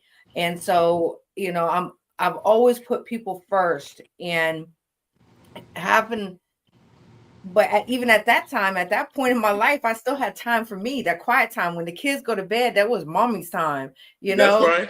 like bedtime is set every night because mommy needs her time. But now it's like, I have to learn that cutoff. That's for me, is my time. Like learning how to recharge myself instead of keep going. So that's the biggest challenge I face. Megan? I think that there's multiple parts to it. One, I'm kind of new in the advocacy space. I like to say like I'm a baby advocate because I'm just learning everything, and I've only been learning it for, his benefit for the most part at first. But it is very hard to be in this space as a loved one because you don't have the same experience, you don't have the same voice, and so you don't always fit into the spaces the way that someone who actually has been incarcerated fits into the space. I don't want to say you don't get the same respect, but there are some situations where you don't. Like your voice does not equal the same in a lot of spaces. And then another part of that is I am never comfortable telling his story or his, experience. It's not mine. So I don't like to give like a full run of like what he has been through because it's not what I have been through. So that's the second part. But Thank you just both, number one, and I'll touch on that in a second. Our offline co-host is saying that we need to announce the next we need to announce the next winner. And so if it's all right with you guys, I'd like to announce the next winner. Okay, go ahead. All right, great. So Harry Traham, Harry Traham, if you can make a comment, you will be the next winner.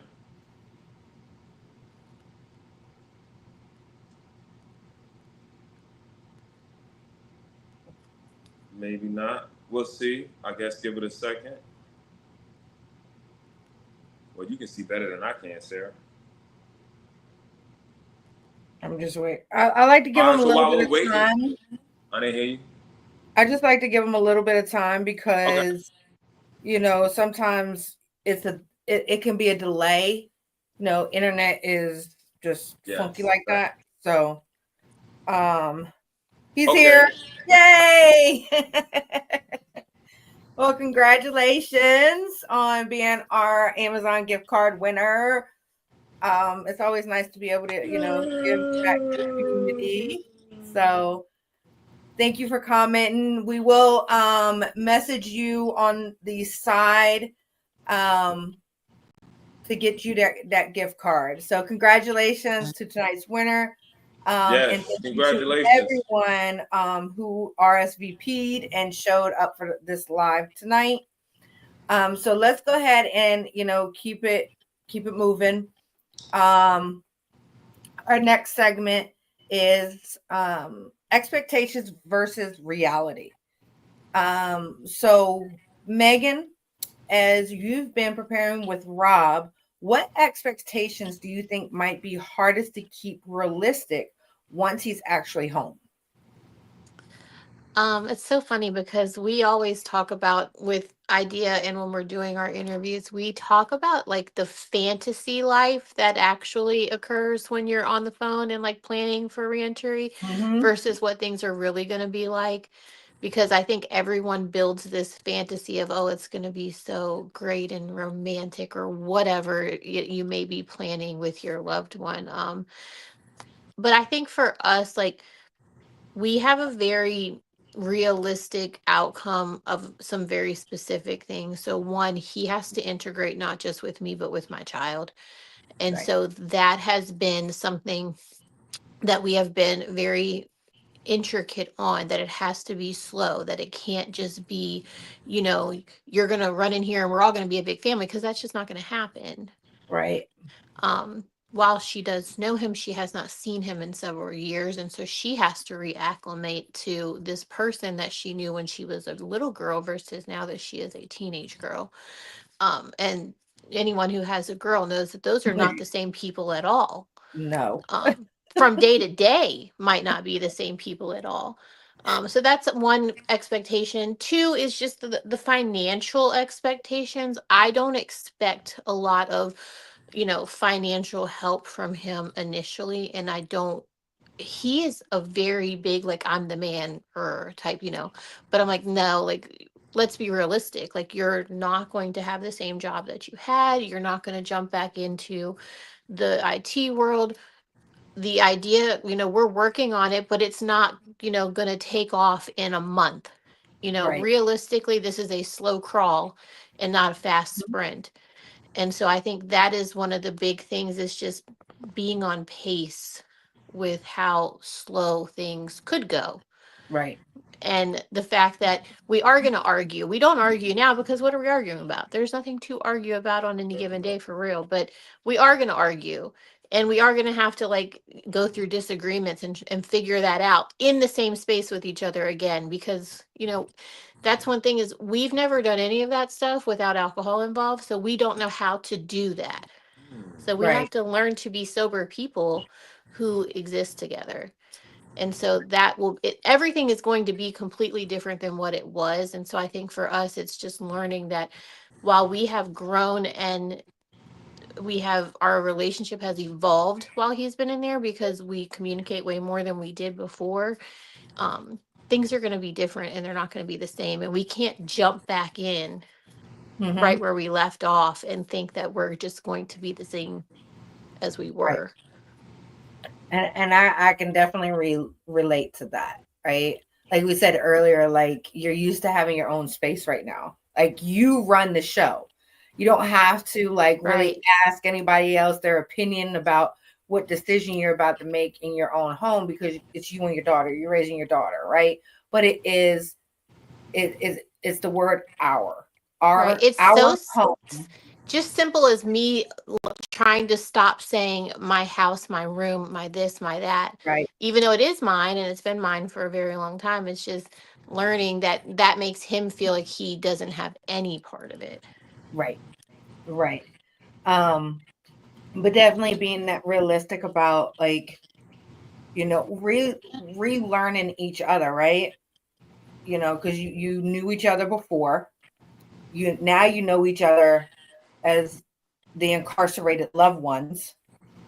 Now he comes home and it's relearning you and him as now true life partners. Like we got to go through the journey together, Right. We have this dumb conversation all the time, and I'm always like, look, I don't feel like asking nobody what their favorite color is, what they like to eat. I don't want to learn about somebody. I don't want to go through all that again. So, we have to figure this out. Like all of the hard things have to be figured out, because I don't feel like going through that whole process again. Right. The whole And I say to him, process. like, do you really want to like learn like what somebody's favorite color is or what kind of music? Do you want to ask those questions again to someone, or do you want to figure out like whatever problem we're having? Right. Hey, so can I ask you a question though? Because that point right there is a thing, right? Expectations, right? And so, are you? I mean, not to put you on the spot, but I guess, are you willing to learn what he likes now? Because I say that because I know a lot of people who have come home, including myself, who had to figure out what we like, right? So the expectation of, oh man, I know how I'm gonna deal with this. I'm just gonna get some ice cream. Like I living by myself, right?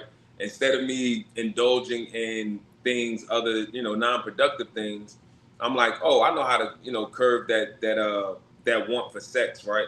I know how to curb it. I just have me some ice cream in the freezer, you know what I'm saying? Or I'll just, keep some snacks, right? And I still work out, so it balances out. Yeah, right. My favorite color before I was incarcerated was black and gray, right? I had an affiliation to a organization, right, a nation, and so, but now my favorite color is green. My favorite color is green because you know why? Green grows, and green has just been my favorite color. There's a couple of other reasons too, but green is my favorite color. So if I was in a relationship with someone, they would have to get to know my favorite color again. Seems simple and silly, but if you went and bought so many things and now I don't like some of these things that you bought because you know my favorite color, or you know what movies I like, or et cetera, it's like, as a loved one, and it's like I said, not to put you on the spot, but there are loved ones that are listening to this. As a loved one, are you mentally prepared? Because you expected for this person to be so happy that you got them their favorite, except whatever chair, and it's their favorite color, right? I'm looking at my chair, so they got their favorite chair and it's their favorite color, and they're like sitting in the chair and they're like, you know what, I couldn't figure out what was wrong, but I don't like this chair. I don't even like the color of it no more. And you're like, you know how much I spent on that chair? What do you mean you don't like the color of it? It's your favorite color. You know what I mean? And he's like, actually, it's not, right? And so, but there's a love there that you guys can navigate. But for those who are maybe not so in love, or maybe it's not that dynamic, can you speak to that, or either one of them? Yeah. So, I mean, for me, I feel like, and I say this to anyone, I am literally getting an entirely new person that's coming home to me. He is not at all what he was before, That's what I was saying. which is not a bad thing. Not that I didn't love him before, but obviously I did. But he is a completely different person. So I really don't know him in the face to face. Yeah. Because he is totally different. I am used to him being someone who is immediately going to react, very reactive. Whereas he is not reactive anymore. So, I used to know how to like push that button, and now I don't know how to push that button anymore because, Right. he's not that reactive person. So, yeah, I think that being open to that is important because, like I said, I know what his favorite color is or whatever, but I don't know like his everyday mannerisms anymore. I know 2 hours on a weekend and I know verbally. But Right. as far as like his day-to-day mannerisms, yeah, I'm going to have to totally adjust to all of that because I don't know that person. Yeah. And But that's just like, oh, go ahead. no, go ahead. But that's just like for me. I met my husband while he was incarcerated. So I never knew him on the outside. So I only know him as somebody who has been in prison. So I love and I adore my husband, but I only know him as who he is now. So when he comes home, I'm learning a totally different person. Right. A totally different person. And he's learning me. But the thing about relationships is you're always evolving and growing. We're not going to be the same people we are today 10 years from now. We grow and we change, right? So that comes with that relationship. Like Kirsten put in here just a few moments ago. Let me go back to it. She said, people don't stay the same. We grow, we unlearn, we relearn. And in relationships, whether romantic, family, friendship, or beyond, you're not loving the same version of a person you met years ago. So you're choosing over and over to learn who they're becoming. And that's the real work, staying curious enough to keep meeting each other in new seasons instead of assuming you already know. Right. And like, yeah, go ahead. Sorry, just gonna just mention this, but she also said earlier, every relationship goes through seasons, and loving your person through seasons isn't particular to just prison relationships. I mean, that's everyday relationships. every Right. day. And I have been married before, so I have that experience as well. But I think for me also is I like the person he is now more than I like the person he was before. I mean, like, I mean, don't get me wrong. Obviously had an attraction to him before we were together for, a pretty good amount of time. I've known him for since 2017. Um, but he's just nicer.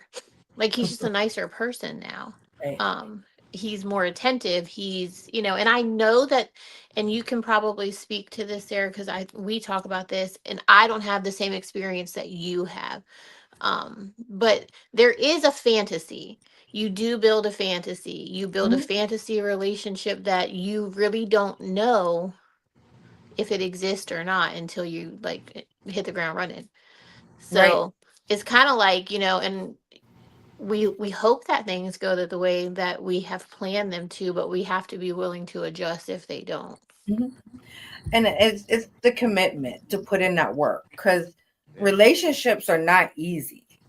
They take a lot of work, to put in from both parties. So, it's the commitment to always move forward with each other. Talk about the hard things, talk about the things that do bother you, no matter how big or small, but then move forward. Like, okay, this is what's going on, this is how I feel, but this is how we can get past this. Let's resolve this and move forward, and then move forward, right? Right. Putting in that work and having those conversations, having a communication. And one thing I always say is, people say, relationships are built off of their communication. Lack of communication can destroy a relationship. But my thing is, you can sit here and communicate with somebody all day long, but if they're not hearing you and if they do not understand you, it's not going to go anywhere. You're going to Yeah, hit I that think road. that, it's always true, and it always rings actions always speak louder than words. Absolutely. You can say anything, and when someone doesn't have anything to do all day, they can just sit and like build up what they want to say, and all, so the actions are always going to Absolutely. speak louder than the words. And that goes on both sides. Like Chelsea said in the comments, true love isn't romantic, it's work. Like, It it's is. hard. Yeah. And marriage isn't everyday happiness. It is hard. Some days No, it's you don't not. like that person, and that's okay. You know what? We Yeah. always say, I love you, but I don't like you today. And that's fine. Yep. Yep. Like, I love you every day, but I don't like you today. Yeah. And it's And that's okay. fine. Go on about your day, and I'll like you tomorrow. Yep. Yeah. Yep. Yeah. Just give me my time. So, grateful. From your perspective, now you've heard ours, so I'm coming at you this time, not at you. So, but No, but put him on the spot because he yeah, wanted to do right. that. From your perspective, did you ever feel like you built up a picture in your mind before release that looked very different once you were really once you were out here on the land? Listen, 85% of what I thought was going to be a certain type of way was not what it was. And I mean that, and like, I'm a very self-reflective person. Um, and so it was so crazy that there's so many times that I thought that I was in the wrong, right? Or that I was the one, and it really wasn't.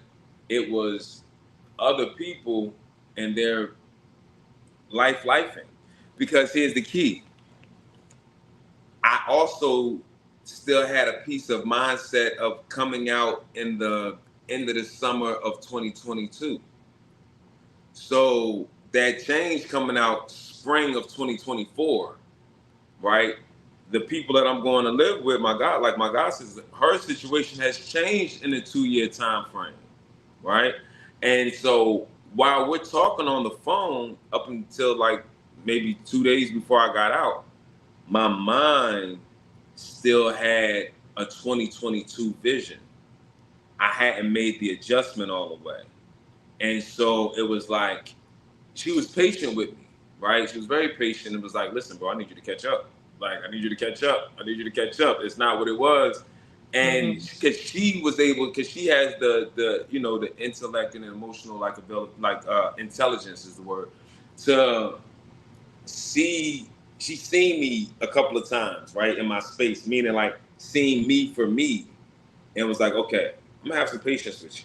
I'm gonna have some patience with you. You know what I mean? Right. But for me, it was very challenging because I'm like, no, this is supposed to be like this, or this is supposed to go like this. Even when it comes down to going into the stores, right? I know about self-checkout, right? Something so simple as that. I know about self-checkout. But there are times where self-checkout gave me such a hard time, but everybody else is flowing through the line smoothly. But my problem is with self-checkout. My problem's with myself. There's something I'm not getting, right? Getting in the Uber transportation before I got locked up, I get on the bus if I didn't have a car. Most of the time I had a car, but like I get on the bus or whatever. Like I'm from Jersey originally, so public transportation is a thing, right? But I've had a car. And so, but coming out, there's so many times that a couple of people had to tell me like, just catch your Uber. And I'm like, what do you mean just catch your Uber? So I had to really embrace the fact that that's the same thing as a taxi, except I can use an app on the phone, right? Technology, using I got my tablet right here as I'm sitting here talking to you guys on my phone. Technology, right? That these types of expectations of what I thought it was, the job that I had lined up, right? The job I had lined up, it wasn't available when I got out, right? And so I come home, and that kind of like changed probably about 2 months before I got out. But because I was already set in stone, I already had envisioned, I'm going to be working here, I'm going to be doing this, I'm going to be doing that. I had envisioned me doing this job and what to expect, right? Expect for my boss to talk to me a little crazy sometime and not, you know, for me not to react so quickly, right? Expect for certain things to happen. And the job shifted, right? So something happened to where that job wasn't available for me anymore. And that shift happened about 2 months before I came home, but my mind hadn't caught up to that shift. So when I came out after the grace period of, hey, take some time for yourself, get yourself together, you know, about 2 weeks or so. And then, you know, you got to go find you a job or whatever. And, you know, I got a couple of leads for you. When that happened, it was like, oh man, this is a lot different than I thought it was, right? This is not, I thought that, but I should be able to get a job. And so now I'm putting applications, and the things that they teach us inside, as far as job training, as far as interviewing, it's what they taught us. I'll put it like that. Right. So some of the information is not realistic, because that's what we're talking about. Right. It's not relevant. And it's not relevant, right? And but there are things that they tell us that are supposed to be relevant that aren't, right? And then things that aren't relevant. So meaning this, on a job application in the state of Virginia, right? The check the box is not supposed to be on the application, right? There's no more check the box, right? And so I don't have to tell you about a crime that happened over 7 years ago, right? Over 5 years ago. In my case, it was a crime that happened over, 14 years. And so I don't have to tell you about that. You're not even supposed to go look for that.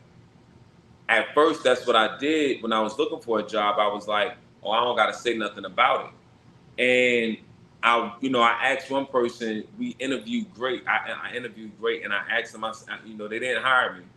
And so I called them and said, listen, can I ask you a question? Why didn't you hire me? And they said, well, you weren't honest about your record. And I said, what do you mean? They said, you had, there's a time gap, and you explained that time gap as working for this or working for that or doing this type of educational thing. But when I looked you up, you actually weren't locked up. You were incarcerated, and you didn't tell us. I said, I'm not supposed to. I don't have to tell you, right? That's not a thing. And he was like, and he was just being honest with me, right? And so he was like, but I'm telling you honestly, that's the reason why I didn't hire you. Right. Disclosure. And I was blown. Right. It's not supposed to be a thing. I'm blown now because I'm like, but I appreciated the honesty. So what I did was, hey, how you doing? Gerard Palms, nice to meet you. Fill out the application and put up there, what was the word, the phrase that I used was, I have information. I think I said something like I have relevant information pertaining to my time gap. And so the 2 interviews that I had went on, one of the guys said, relevant information pertaining to your time gap. Can you explain that for me? And so when I explained it to him, I told him, I said, listen, I was younger. I was living a lifestyle that was not conducive. I made atonement for that lifestyle through the judicial system. And I'm a different person now. I'm hardworking, et cetera, et cetera. And the first person that I had told that to, they kind of blew me off. The second person said, okay, great, I'm gonna give you a chance. And it was because I was upfront with him without saying that I have a record. And I'm not saying that that's right. I'm just saying that's what happened for me. Hi, Kirsten. It's nice to see you. We're glad you're back. You guys are doing just fine without me. So, well, Kirsten, you want to go ahead and kick us off to the next segment since you're back? I can. So I guess in terms of community, and that comes down to, I think, the space that we play, and it was in our introduction and on our event, obviously Bridges Beyond Bars. I'm going to do a little shameless plug here. We run a pre-entry assessment and partnership with people that are coming home, with our board member who has created that inside of Lawrenceville. So what we do is we run a re-entry closet. We provide financial literacy packets. We provide mentors if needed. We assist with Social Security. We assist with recertification of SafeServe, just a few of the things that we do. And so I encourage everybody, I will put a link to our reentry closet in the chat. If you can share, if you can give, it really helps in terms of allowing people to focus on the more important things when they come home, and relying on the community to fill in some of the things that maybe you shouldn't have to worry about straight away, like hygiene, nail clippers, razors, t-shirts, shower shoes. For some people, they don't have that support. They don't have that family receiving them home that can necessarily afford those things. And that's some sort of shame that we're trying to reduce around a really already difficult situation. So I will put that in there. But moving on to community, Megan, how do you see your community supporting yourself and Rob, I guess, upon him coming home? What connections are you making, and what will that look like, or you hope to have that look like? So I feel like I have been very, I want to say strategic without making that sound like, conniving, but I have been very strategic in trying to build a community of people who have similar situations to him, because I can't offer that. I don't understand. I wasn't there. And then I have my own support system for myself. But we are very close knit. Like, we're super closed in. So I don't feel like there is a huge support system around us, and that we haven't built that, actually, other than, like I said, reaching out in the advocacy community and having that support system. So he is Muslim and I am Christian, so that is something that we are going to be figuring out and navigating when he gets home, and something that one day we'll probably be open with and talking to other people and trying to help them figure that out once we figure it out. But so we both have that support system that is separate, and that we will lean to separately as well. Perfect. And grateful. When you think about where you are now, what does success look like for you today beyond just surviving reentry? Success looks like this. So so beyond just surviving reentry, right, or going through reentry, success really looks like this, right? It looks like sitting here on a Tuesday night and having an open discussion with people who are interested in what success looks like for me. It looks like getting up and going to work tomorrow morning and being there by 6:30, right? So I'm gonna be up at 5 o'clock. It looks like going to my son's football game like I did 2 weeks ago. It looks like maintaining stable employment. It looks really basic to an extent, right? And but I'm excited, right? I bought myself some flowers like 2 days ago because I was like, you know what? You are fucking doing a great job. You're doing fantastic. And but me doing fantastic is so regular compared to the lifestyle I used to live, right? This is nothing like the lifestyle I used to live, right? Because I was living outside my means. So success looks like living within my means and doing the things that matter to me the most. This is I love this. This is wonderful.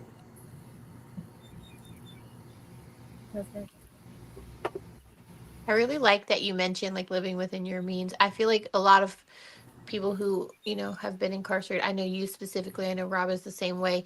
A lot of the problem was wanting fast money and wanting to live outside of your means. And so being able to rein that in is a hard concept. It's very hard. Like living legit, right, is a very challenging aspect of my life sometimes. Only sometimes. Because most of the times I'm like, I'm okay because I don't got to look over my shoulder, right? I'm not worried about the police knocking on my door, right? There's things that come with that life that I don't have to worry about no more. So more often than not, I'm okay with how I'm living. I want more, right? So obviously I'm not like, oh, this is it for me. Like, no, I want a house and et cetera, et cetera. But I share that to say that for people who are struggling with straddling the fence when it comes down to activity that may not necessarily be all the way legal yet, right, in the state of Virginia, right, or wherever they're at. If you're straddling the fence, like Kirsten has said, her and I had actually talked about a similar subject. You either, because she was speaking from an advocacy role, right, and she's advocating for people, and the reality of it is you either want freedom, you're either going to learn how to do this out here, or you're going to become really good at being in there. And so I had became really good at being in there at one point. I came out, before I got out though, I had learned that I don't want to be good at this no more.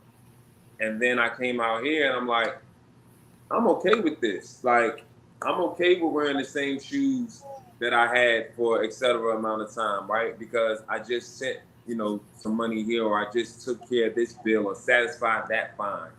I'm okay with going to sleep at night by myself. Those things matter to me now. You know what I mean? Versus before, it was not a thing. I need a new pair of shoes every 2 weeks. To me, it's really about you celebrating your small wins, right? Those small wins will lead you to those big wins, but those small wins are just as important as those big wins, those big goals you set out and achieve. You want to celebrate the small ones in between. Those are the ones that are more gratifying to me. Facts. And so learning how to embrace those small wins. You know what I mean? I take myself out sometime. I'm learning how to love myself. Mm-hmm. That's what success looks like for me. Learning how to love myself. You know what I mean? Because I'll take myself out on a date, right? Or go get a manicure or whatever. You know what I mean? Like these little things that I would like to do for somebody else. Let me do them for myself first. Let me see what that feels like. You know what I mean? And that's a win mentally and emotionally for me because I learned that I didn't really love myself before. Just right. Being honest. Right. Give yourself them flowers. Ain't no shame in that. Listen. And I'm going to keep it 100 with you. Guess what? They came from Aldi. Normally I go to Kroger because Kroger has good ones, but right now I'm kind of like on a budget a little bit, and I ain't tripping off of it, right? Because I'm okay. All my bills are paid. I'm not behind. So I wanted flour, so I went to Aldi, right? There you go. You know who else has good flowers? Whole Foods. How do y'all Apparently. have Whole Foods in Australia? No, we don't. Oh. I was gonna say, I if watch you lots can't of afford Kroger, homesteaders, you though. definitely can't afford Whole Foods. No, I watch but a lot of listen, big homesteaders. love to Kirsten though, because she's all the way in Australia and she's really about that life. And especially in Virginia, nonprofit being in Virginia, like she's about that life of advocating for people. And so, you know, she could be an honorary state. Megan has to approve it though. Megan's my partner in this realm, so she has to approve it. But Kirsten could be an honorary statesy for a while. There you go. We'll sponsor you. We're sponsor, that's the word. Right? Appreciate. I have a nice red couch for you. If you need only for like a day maybe or two. Thank you. I feel like we're getting very off track here, so that's my job to Sorry, my bad. to reel us back in. So yeah, I'm trying very I think a couple of things that you just mentioned made me very emotional from an advocate side of things. So I'm trying very hard to keep my emotions in check because I do get very emotional about this. So I don't want to I don't know. But that's Sarah, passion. Like that's why I shouted you out, right? Because that really is like I want people that are listening, if you're still listening, like I want y'all to understand that. So we just talk layman's terms, right? I'm an ex-convict, all right, or I'm a felon, right? But you really have 3 women right here who are really advocating for individuals who are justice-impacted people, right? And so if we use New Day terminology, that's what we're talking about, justice-impacted people, right? Return to city, rewriting the story of reentry. And so salute to y'all women because y'all really, it's not a game and it's not a facade. There's a lot of late nights, there's a lot of phone calls, there's a lot of et cetera that goes into this work that you all are doing. So, you know, at being a person that is justice impacted, I want to just give my love on behalf of all those that are still behind the wall and say that we appreciate you because without the work, people wouldn't be aware of what's going on. Mm-hmm. We Good job, appreciate you. Grateful. I think this topic is super important for me. I'm trying to be as mindful of what I say as I can. Like I have seen this go very wrong, right? And like we are in a blessed position where Grateful can talk to us from his home and he has a job and he has a car and he has a license but like it doesn't always look like this. No, right? It doesn't always look like this. And so I have been walking alongside somebody that it didn't look like this. Right. Okay. And it looked very, very bad. Oh Lord. Yeah, It I was think very bad, right? Like it can be very, very bad. And I think that whilst we sit here and say, like, these are all the really positive things about reentry, is that reentry is ugly. It is. It is ugly. There are dark parts of reentry. There are dark parts of things that people have to bring home from what happens in prison. And there are things that are seen and experienced that don't, like, just because your body is free doesn't mean your mind is free. And I think that being very honest and having those open, honest conversations is what's going to stop people from going back in. Because that's the aim of and successful reentry, right? Is to make sure that like this system is designed to pull you back in by making you as unprepared as possible so that you're sitting there wondering where your food is going to come from and you go rob a store because that's what you're used to. Right. And so it can go so bad. And so I think having these conversations and also looking at the other side of going, like my experience made me so much more passionate about ensuring that I was able to see what happens when people are not prepared. and do not have support. And so that's why I am so heavily involved in this pre-entry and re-entry stuff, is because I don't want that to ever happen to somebody else or somebody else's wife or somebody else's children, right? Right. So whilst this is super, super positive and this is a great conversation, we also have to be realistic that Grateful is on the up, right? And there, I'm positive that there has been many deep lows throughout this last period that you have come home, and we don't always talk about them because they're hard and they're difficult. But as much as there's lots to celebrate, there's some really, really tough conversations that need to be had as well. So I don't want anyone that's sitting here receiving someone home thinking that it's going to be all fun and games, because it's not. It's not. Right.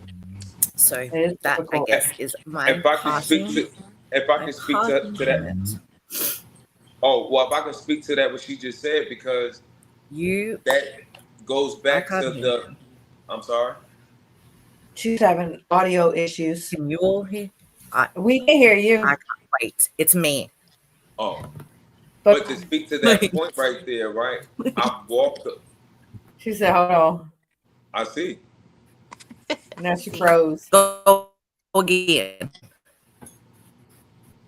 What? She's freezing. While we're waiting on Kirsten to come back, Letitia had a question for you, Grateful. How long were you incarcerated for? 13 and a half years. And so that goes to what I was getting ready to speak to as far as Kirsten's point, because I have had a lot of lows, and I was a part of a reentry group, almost the face of that reentry group for a part of time. And I had to help other returning citizens, and we hosted job fairs and etc. But the struggle is real. And so that's why when you ask me about what success looks like a one-bedroom apartment. It looks like, this very, to me, basic level of living, because I do know so many people right now that, have my number. They have my number. I can't even say that I have their number, because their track phone this month might be one number, and then their track phone in 2 months from now might be a different number, because they're navigating emotional difficulties, mental difficulties after doing an amount of time, right? And some of them haven't even done, they've done 5-6 years, but it did something to them, right? And like she just said, the preparation, Rob actually spoke on it, right? Rob had said in his in the interview with Megan that she asked him about what kind of classes is he able to take, and he said that he wasn't, even though he's in a reentry pod, and that he does what the reentry pods do, which is AMD and PMD. And he explained it as saying that he goes to, they go and meet in the morning, and they talk for about 30 minutes, and then they go and meet in the afternoon, and they talk for about 30 minutes. So what AMD is morning discussion, and what PMD is afternoon discussion. All right? And it's just that. It's a 15 to 30 minute discussion, right? That's facilitated.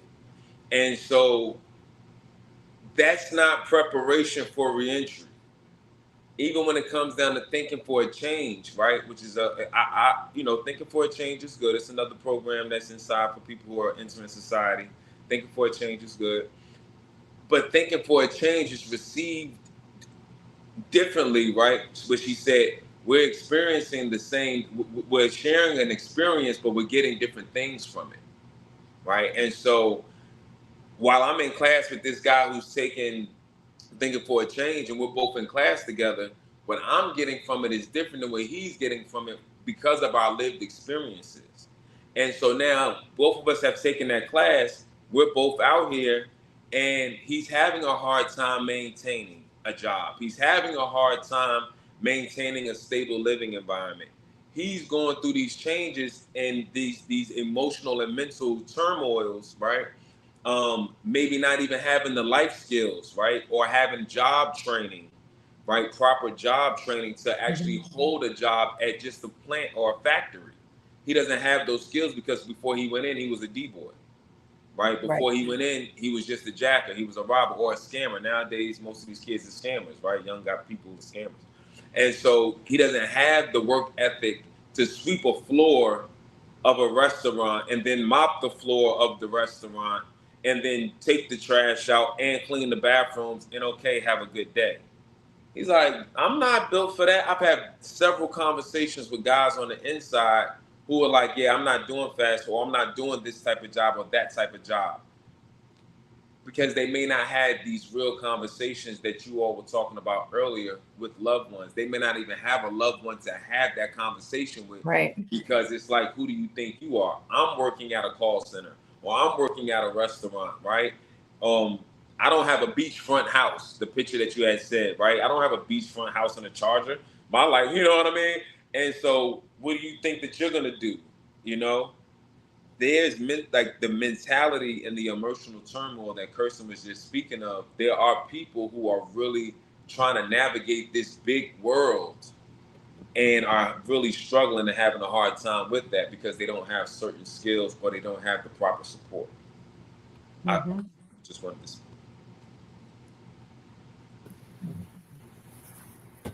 I put my mic on mute. I mean, I could have my mic on, but y'all are probably going to hear my dog. She is very asleep right now.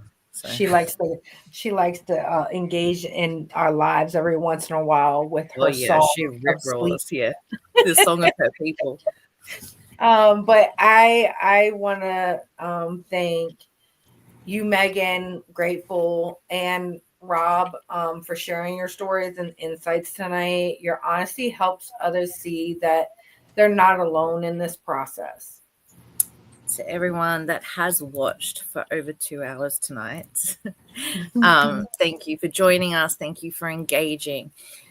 Reentry is not a single moment. It is a process, and it does take a lot of honesty, patience, and community to navigate it.